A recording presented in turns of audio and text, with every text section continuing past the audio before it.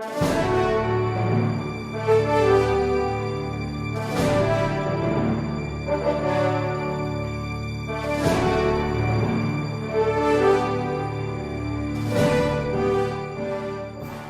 Renato Corona. May we most respectfully request, Your Honor, that in connection with these receipts and manifestation being made, this appears to be strictly out of order insofar as evidentiary procedure is concerned. First, these are statements or manifestation made by counsel. He is not under oath. We cannot cross-examine him.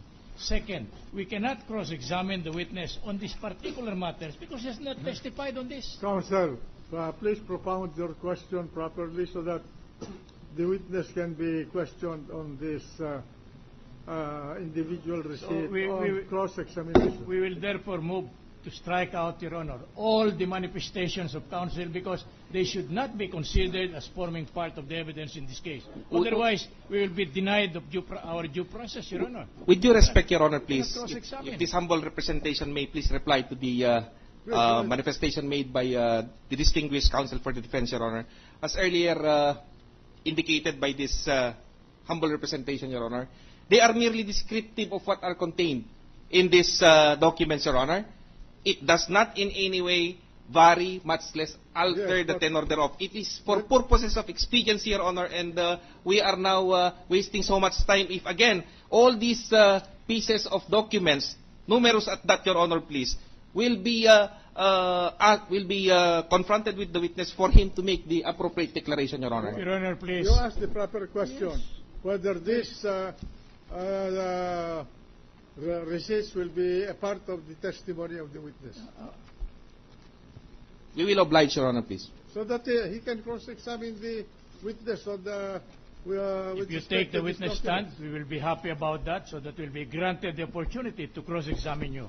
Yeah. Well, But we, out of respect, Mr. Counsel, we would not like to do that. That's why we made of record our objection to the procedure being adopted. Nowhere under any rules of court or any jurisprudence to the point can we find such kind of evidence being manifestation. How can it be considered evidence, Your Honor? Well, your counsel, in the spirit of leniency, because that is the request of the prosecution to hasten this proceeding, I'm aware of the rules, but anyway, I allowed it for as long as the counsel will propound the question to properly, so that this will become a part of the testimony of the witness.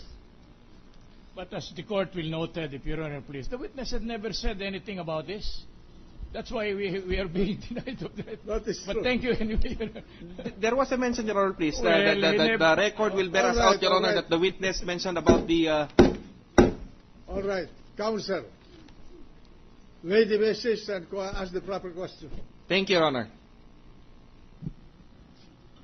Mr. Witness, in this buyer's ledger that you have presented to counsel, there are attachments thereto which would appear to be official receipts, copies of official receipts. Will you kindly tell this Honorable Impeachment Court what is the relevance of those official receipts? No basis, Your Honor. Counsel, what are those receipts in relation Yes, to Your Honor, the Buyer. Burgundy condominium units acquired by Renato C. Corona and Cristina Corona? Your Honor, please, that matter is what this humble representation wished to elicit from the witness, Your Honor, please. And instead of this humble representation responding to the query of the Honorable Senate President, Your Honor, may we request that the answer be given by the witness, Your Honor. All right, go ahead. Thank you, Your Honor.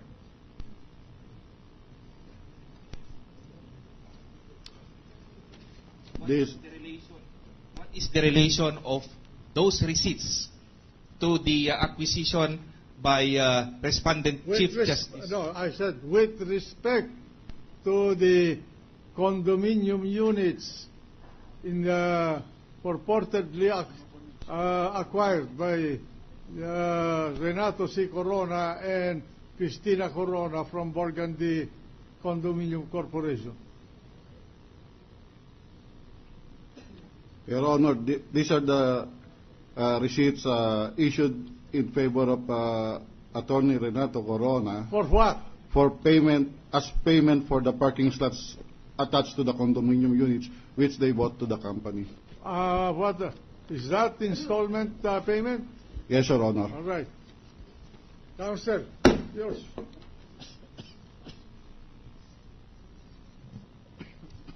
Mr. Witness, may you please read into the record and describe to us what those receipts are that you just mentioned. Already answered. There are installment payments for parking lots. Besides, if they will be presented as evidence, Your Honor, the best evidence rule apply. Correct. So state. Your Honors, please, we'll just manifest for the record that these receipts were earlier pre-marked as exhibits quadruple M-1 for official receipt 10927, quadruple M-2 for official receipt number 11143, quadruple M-3 for official receipt 10942, quadruple M-4 for official receipt number 11578. Again, Your Honor, may we be permitted to interrupt counsel at this moment. He is now making a manifestation. That should be testified to by the witness because we will cross-examine him on that. Will you please present the witness one by one so that we will not go into a wrangling like this? Yes, Your Honor. Again, Mr. Witness, will you please hand over to me the buyer's ledger with attachments that you were earlier referring to? The buyer's ledger with regards to the parking slot, sir. You earlier stated, upon query of the Honorable Presiding Officer, that these receipts relate to the payments of Wala na naman. the amortization payments of the consideration Your for Honor, the Your Honor, please, he's already making conclusions and so on, which is not allowed under our rules. the witness is already answered, Your Honor, please, upon Anyway, query of the Honorable Presiding Officer, Your Honor. May I request the counsels to calm down?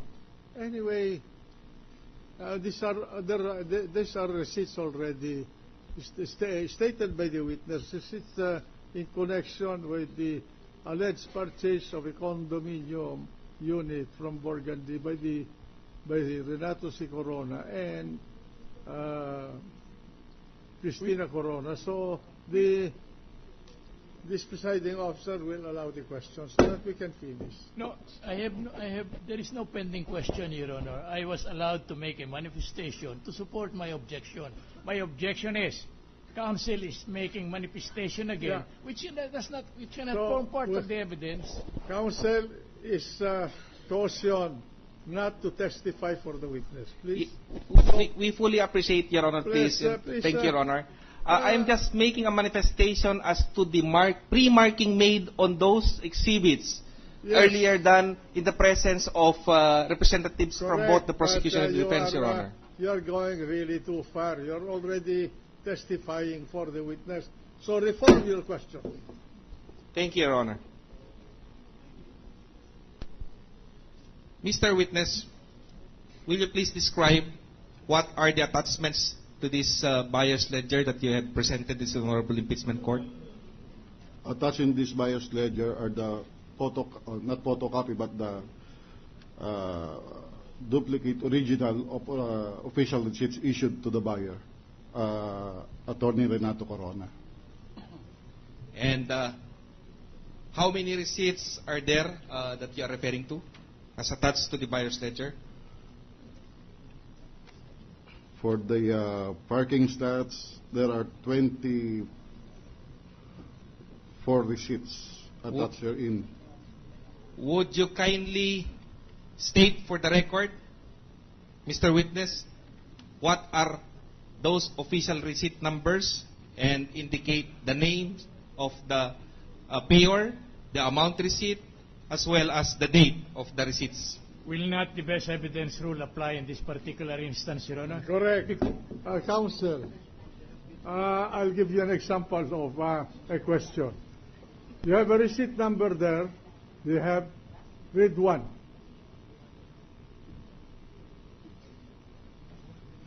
Read one receipt number.